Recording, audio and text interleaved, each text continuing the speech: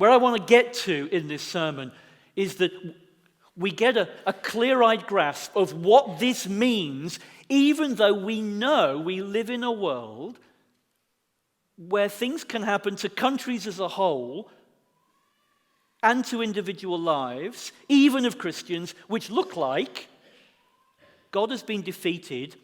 He's a pretty rubbish strength and help in trouble, to be honest. It can look like that. So how can these words be true? That's what we're heading. These words are true because they're in God's word, the Bible. What's going on here? That's what we're about in this sermon.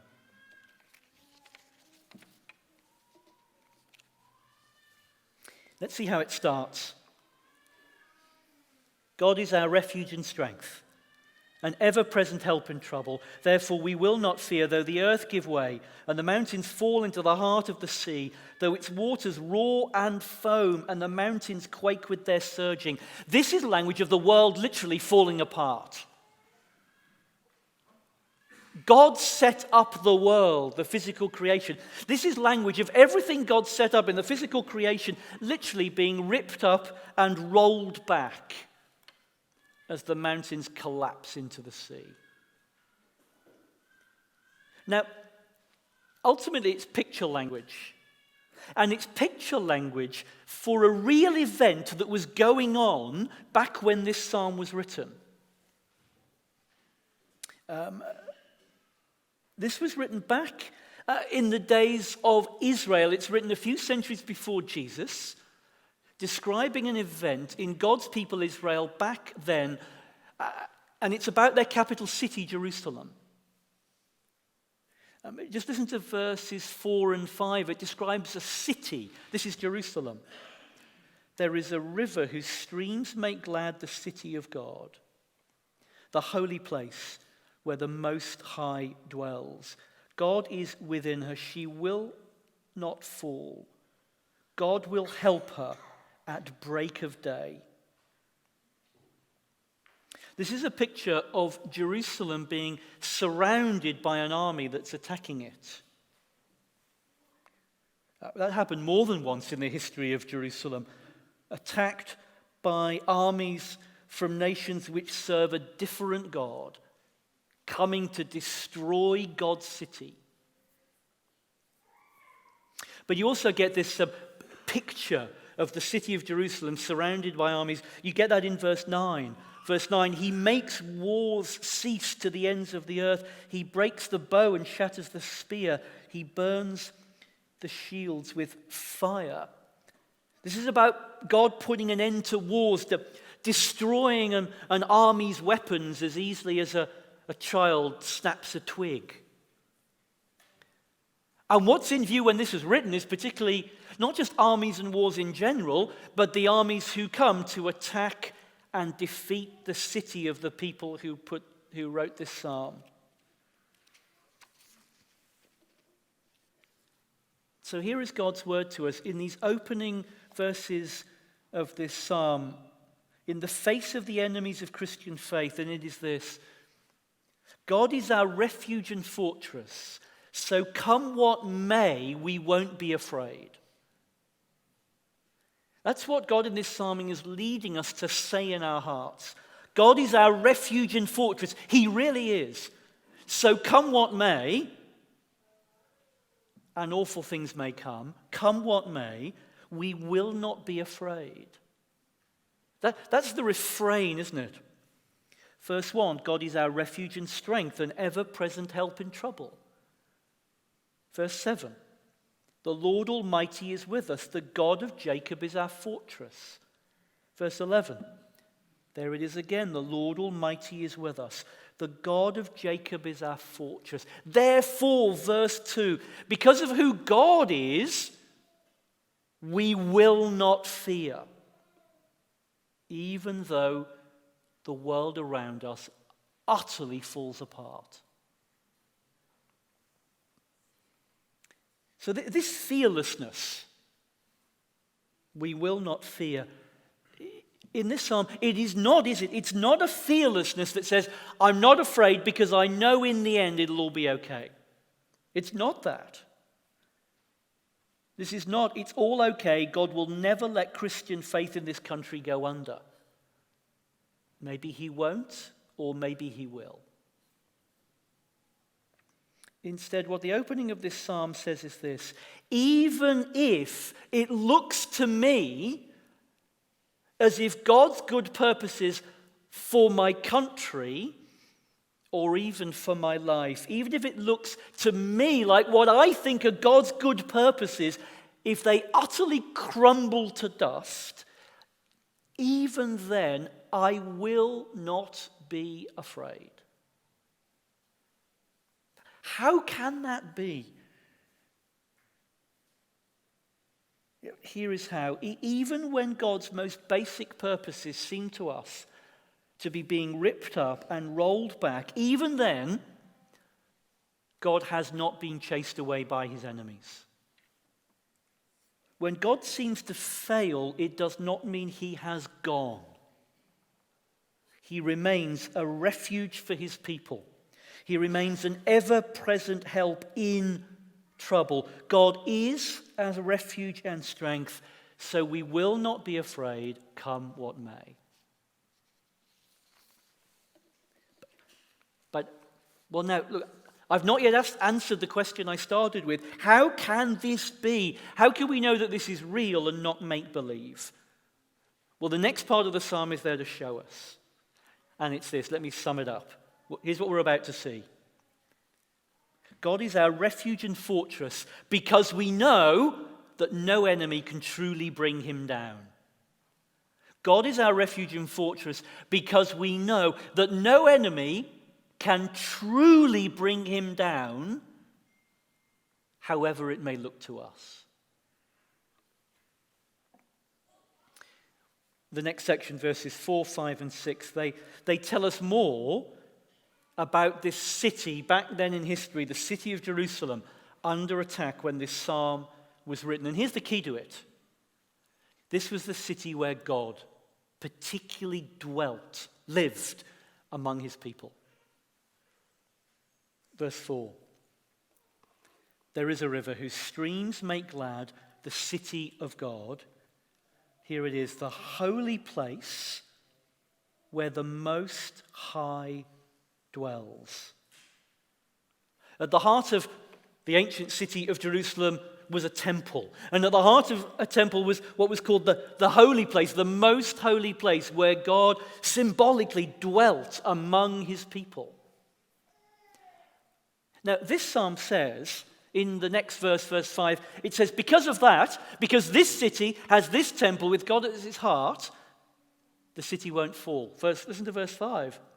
God is within her, she will not fall. This psalm says no army can conquer this city. Not because its walls are the strongest. Not because its defenders are the best armed and the best trained. It will not fall, says verse 5, because there is a God within this city. And he won't fall, so his city won't fall. No, if the lion is the king of the jungle, no one can capture the lion's lair. Not because the lair has got great defenses, not because the lion cubs roar especially loudly. No, the lair can't be captured because the lion is in it and no one can bring him down. That's the picture here of God in Jerusalem. But now, there is something here which, if we know the history of what happened to this city, there is something here that's very confusing and does not compute. And it's this city, Jerusalem, that this psalm talks about. The day came when it did fall. The day came when an army surrounded it and it did conquer it.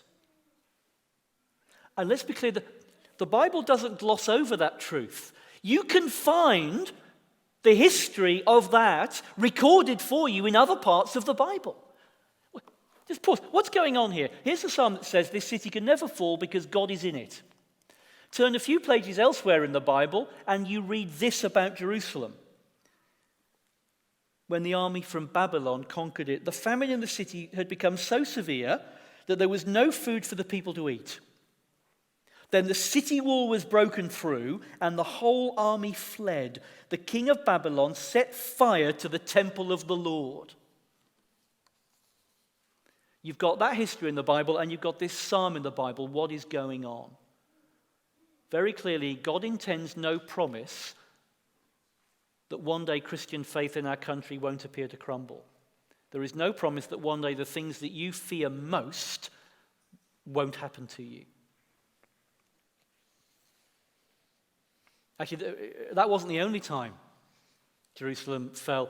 A few years after Jesus, in AD 70, Jerusalem was conquered again, and the temple was captured again. And you could look at that at face value and find yourself thinking, well, so much then for God being a refuge and strength, if this is what happens. What is going on here? This makes no sense until you see this in the light of Jesus and what happened to him. And then it makes complete sense. Let me tell you what I mean. See, this psalm we've seen, it talks about the holy place where the Most High dwells, and that meant the temple. But then Jesus came into this world, and he started saying things like, all that language about the temple and the holy place, it's really talking not about a building, says Jesus, it's talking about me. I am the place, said Jesus, where God has come to take up residence in this world. I am the temple. That's how Jesus spoke. You can read about it in the Gospels. So what happened to him, the true temple? Well, he was brought down by his enemies, wasn't he? He was attacked by his enemies and they got him. They captured him. They brought him low. They did it by raising him up, nailed to a cross to die. Looked like his enemies had beaten him. But then, of course, 3 days later, what happened? God raised him. God turned it around. God raised him out of defeat at the hands of his enemies. And God raised him to a new life, to a victory where his enemies could never attack him again, never bring him low again. In terms of this psalm, we need to put it this way. Was God a refuge and strength for Jesus, helping him so he didn't fall? Well, on Good Friday, it did not look that way, did it? On Good Friday, you could have looked up at Jesus dying on the cross and gone, well, hey, God has not been much of a refuge and strength for you, has he? And lots of people on the day Jesus died looked it up there at him dying and effectively said that. But 48 hours later, they had to eat their words. Hang on till Easter Sunday when God raises him from the dead. And then you can see, then you look at Jesus risen, and then what you have to say to yourself is, actually, God has always been his refuge and strength. Right through it all, God has been his ever-present help in trouble. God's way was not to give Jesus a route that skirted around the trouble. God's way was to be his refuge in the trouble, right through the trouble, even when the trouble was as troublesome as his enemies apparently winning and getting him killed. So do you see the risen Jesus? He is living demonstration that God's enemies will never truly overthrow him. God's enemies will never ultimately bring him down. Actually, it's the other way round. He will ultimately bring them down. God is our refuge and strength. So come what may, we will not be afraid. And now we see why, don't we? Because God raised Jesus from the dead, he's proved that no enemy can truly bring him down.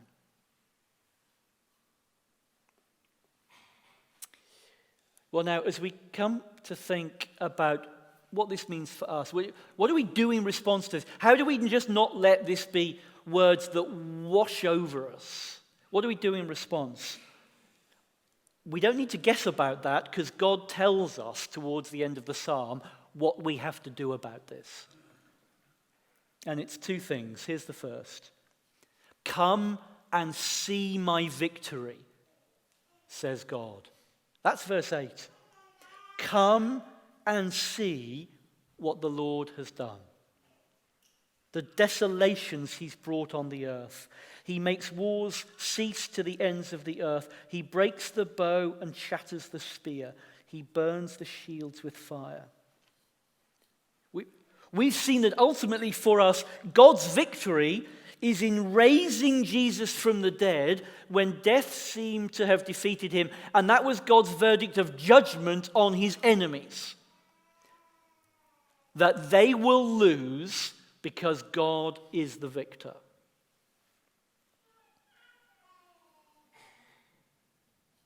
So if we, as Christians, do look ahead to what may happen to Christianity in this country, and frankly, we are fearful,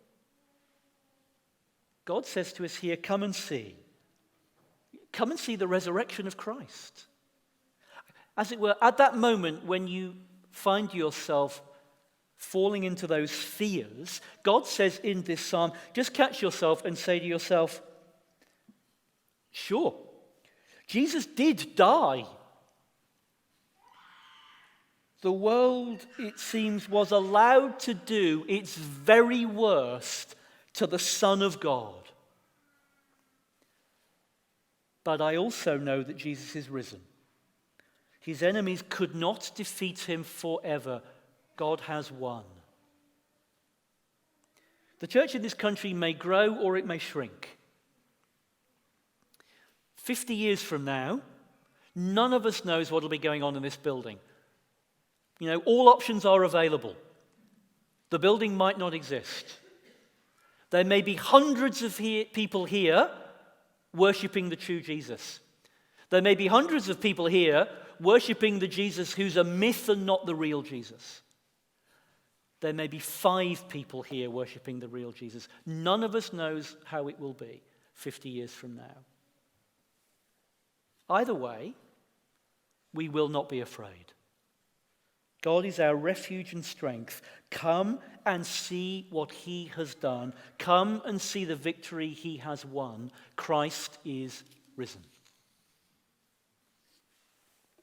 That's the first thing in response that God gives us in this psalm. Here's the second thing. Be quiet and reckon with me, says God. Be quiet and reckon with me. Verse 10. He says, be still and know that I am God. Be still and know that I am God. Isn't that a lovely sounding line? Let me tell you what that does not mean. That does not mean that the right thing to do is, as it were, go home, put on some whale music, just meditate on the lovely things you like to think about God. It does not mean that. It's rather more impolite and sharper from God to us. It's hush your mouth. That can be said more impolitely, can't it? This is not very far from shut up. Stop running around with all the thoughts that you like to think about God, and instead say to God, God, you fill my mind not with what I want to think about God, but with what you, God, say about yourself. I mean, it is a bit of a no-brainer, isn't it? I mean, what thoughts of God would you like to have? The thoughts that come from your natural imagination, or what God actually says about himself? What would you like to fill your mind with? This is a command from God to say, fill your mind with the truth about God, not with the stuff that you might like to think about God. It's actually, be still and know that I am God. It It's actually very similar to the words Jesus said when he calmed a storm. Many of us will know this event. Jesus in a boat in the middle of the lake, there's a raging storm, and he calms the storm to stillness just with a couple of words. And what words does he say? Go on, Garth, what is it? Effectively, it's the same words. Jesus looks at the storm and goes, "Be quiet, be still." Impolitely, "Shut up." My words is what counts here.